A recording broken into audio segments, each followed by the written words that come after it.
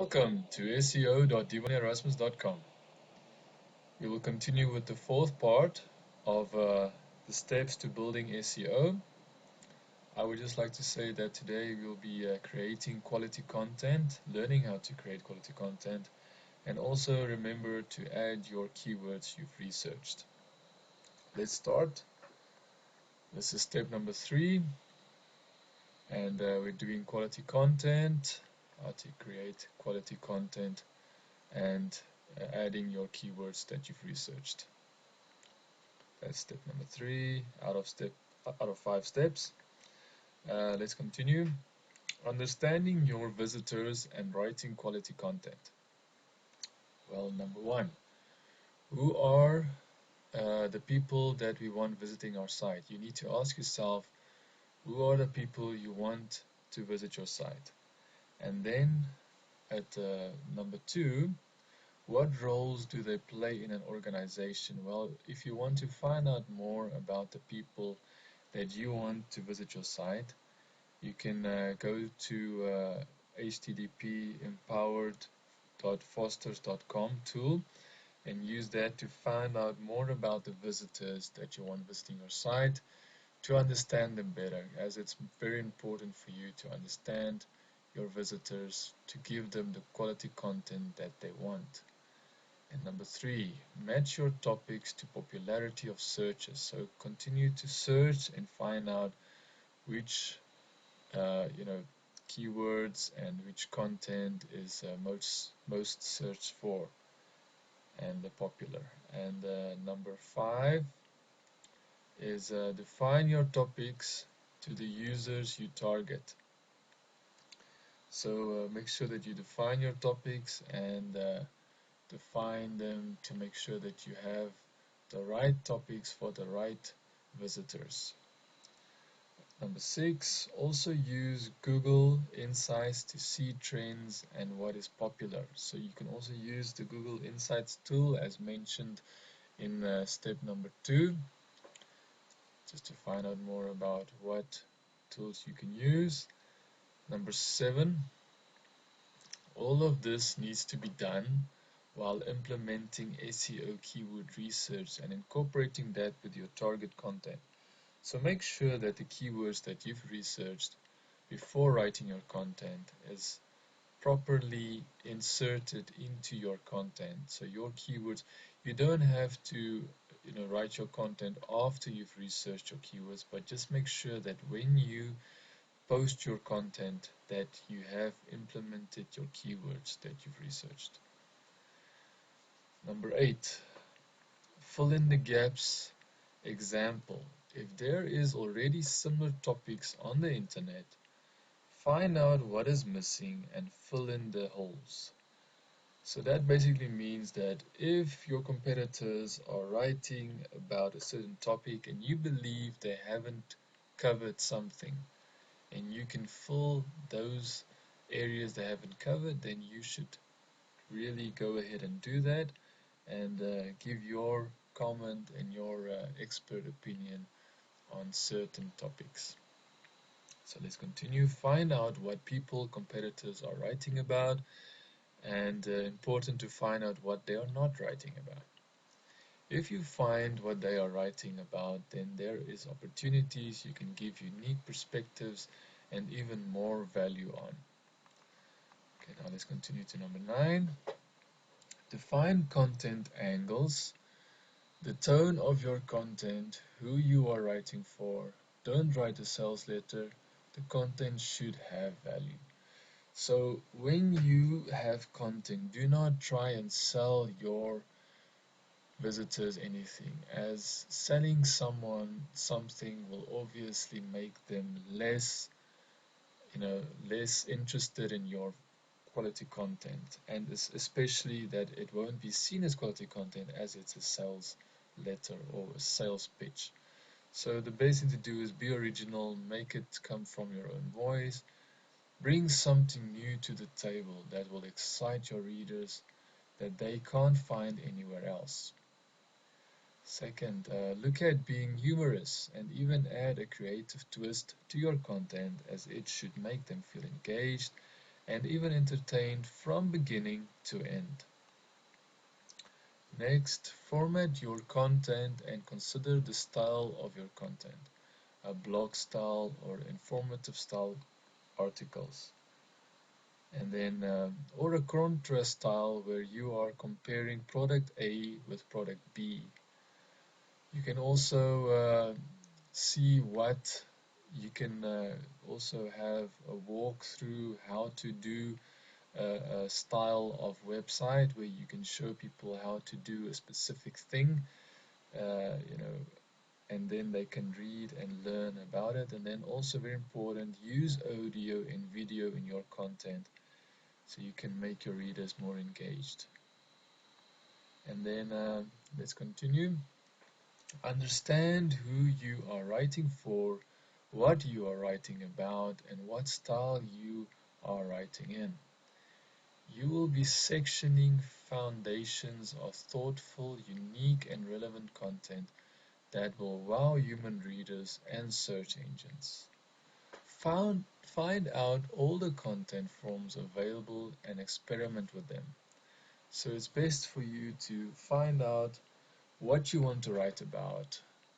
Make sure that you do it as informative and as interesting as possible, giving them an unique experience that only you can deliver.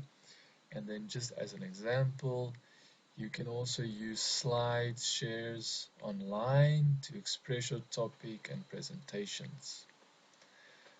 Getting ideas for your content. Let's continue. List out your broad content themes. Think of ways to list those themes.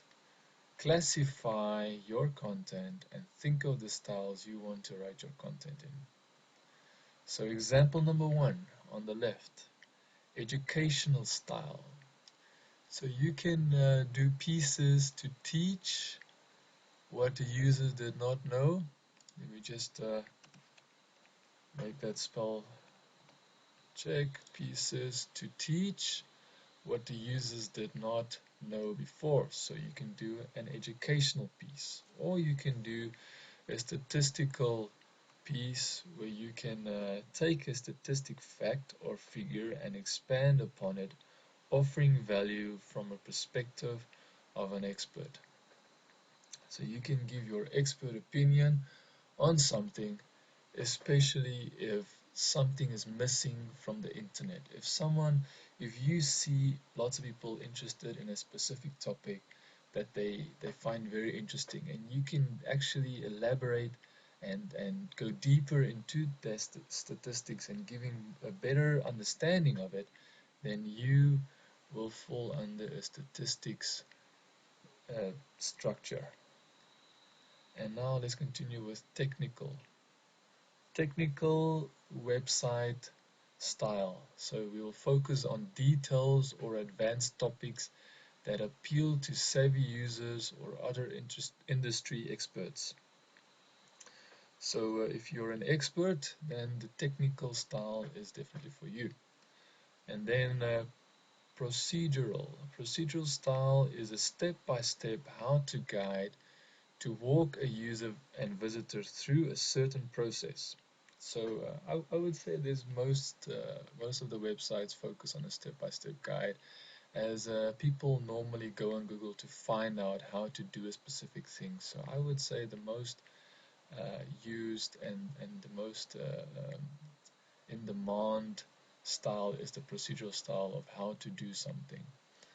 And then further we go to information style.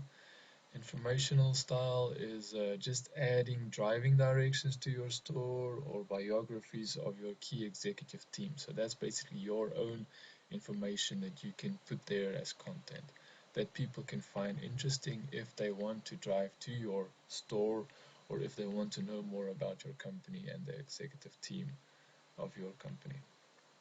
And then even news on your company or even news on seminars or actual events that occur or will occur is considered content. So now let's continue to the example number 2. You can scan your competitors for untapped opportunities.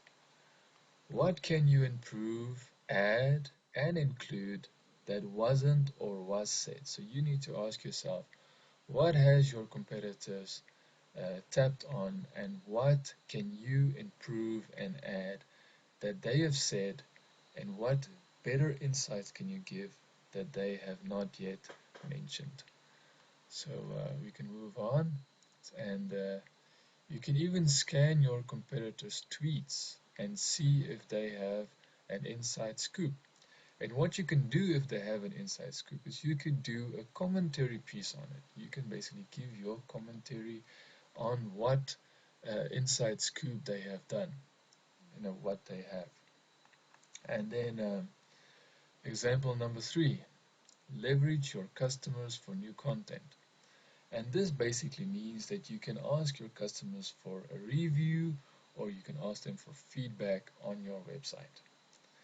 If you do, and also you can consider doing a face-to-face conversation, especially with the best customers that you deal with, as they can lead to case studies or testimonials to add to your website. So you can actually get testimonials if you have face-to-face interactions with your best customers. That would, most likely give you the best review possible. And then on search engines, also see this as a good content and authority. So if you have testimonials and actual people telling people what they think about your website, then that means you have got good content and authority with the search engines. You're building that good quality authority that the search engines are looking for. And then you can also run a contest where customers write about their experiences to and a chance to win a sweepstakes or a gift. So you can actually get people to write comments and write about their experiences and reviews by getting them and giving them the opportunity to win a gift or some sweepstakes. It's all up to you. It's your plan of action. You can decide what is the best for you and what will work for you. And example number 4, your network. Leverage your network for content. So that means the vendors that you deal with, you can ask your vendors to write a case study for you.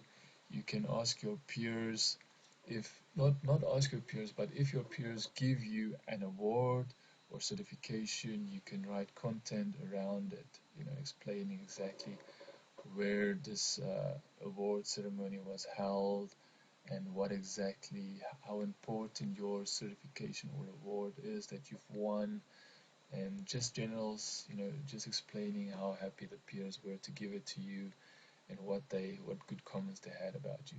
And then also the professional networks. Don't be scared to reach out to an industry professional contact, as they might just author a guest blog post if you ask them.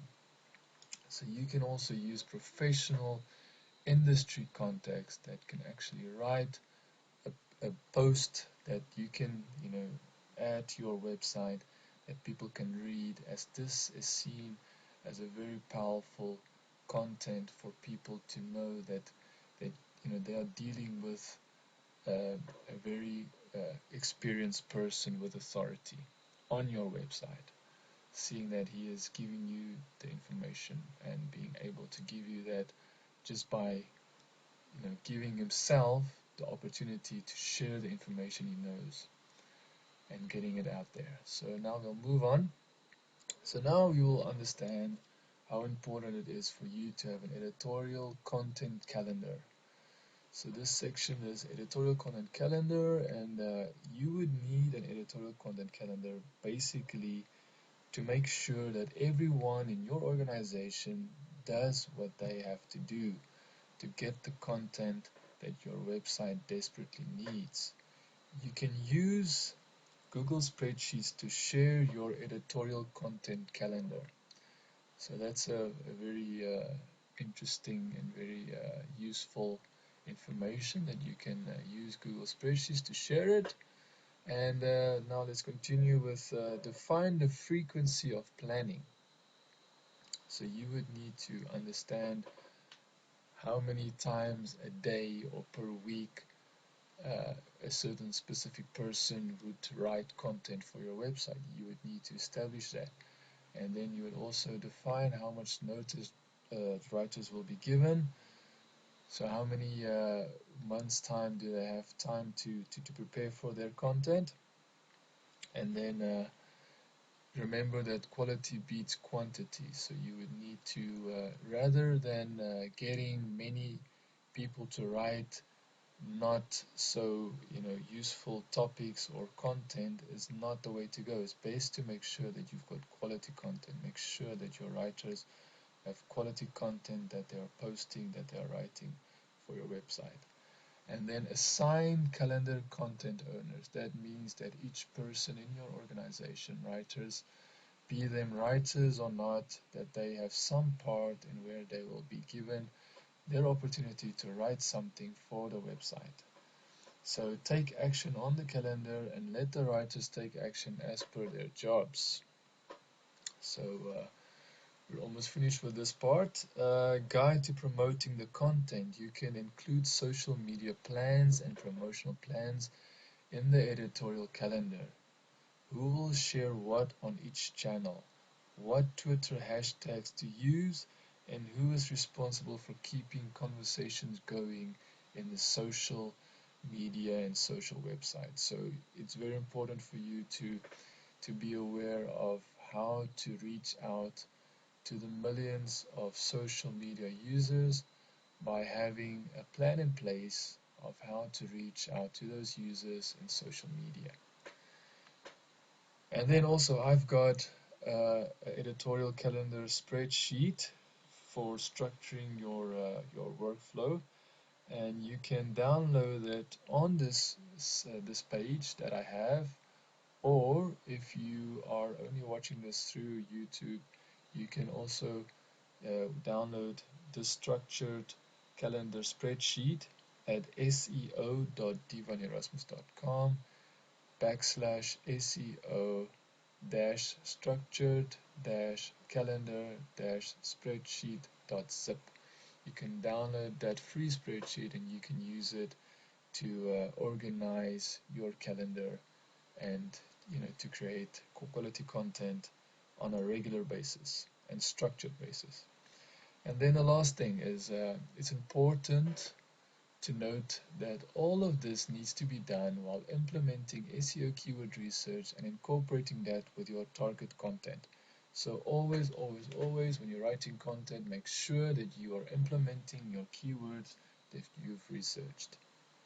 As always, this is not the end, but the opportunity of activating your SEO. All rights reserved. This is seo.divanerasmus.com. We will be following the next part of steps to building SEO, which is building backlinks to our website. Very important part. And as always, I really appreciate that you are watching this video, and I hope to see you at the next part.